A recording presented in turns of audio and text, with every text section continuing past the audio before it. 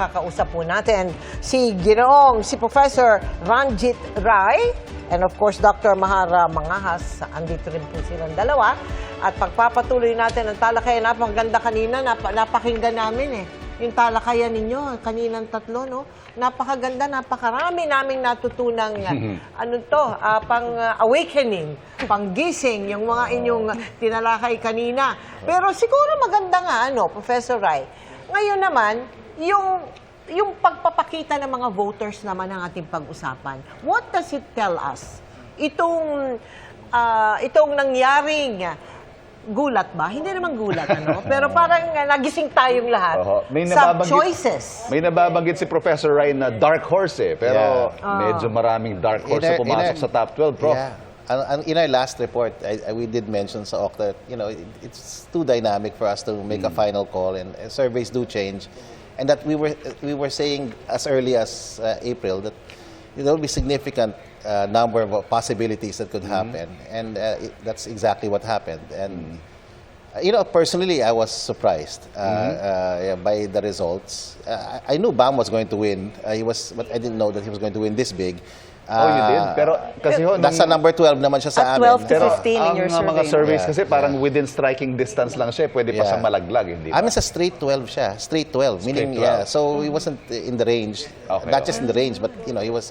So in the range, he was actually much lower. And then, of course, we were kind of surprised by the result of Senator Pangilinan.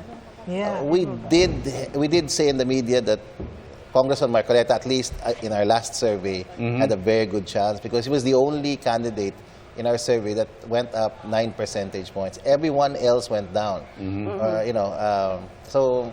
Pero kung what could have happened? A change of heart with the voters? Meron ba silang pinakita in the last 2 minutes before the election? Yeah, but the last 2 minutes, actually, almost a month. That's a long time, actually, for surveys. And for Octa, of course, I'll let Professor Mahar discuss because they have a more recent survey.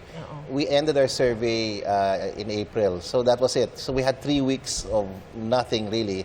But we were looking at the other surveys, and we were seeing the changes. We're telling candidates who were asking for information, specifically, these people who are now in the top, that the numbers are changing, and some of the survey leaders during our were really going down. So the trend was, and so at some level, surveys remain relevant and correct as far as the candidates are concerned.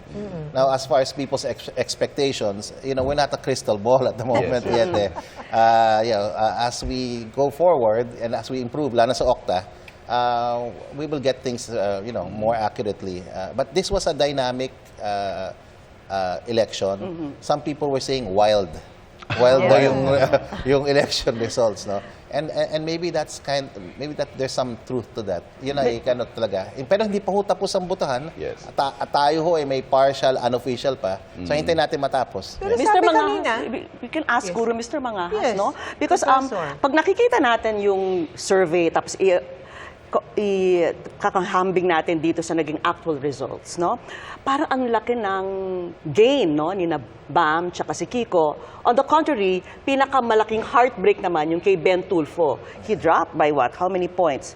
From 4th to 5th place, he became 13th place. What a heartbreak. We learn as we go along.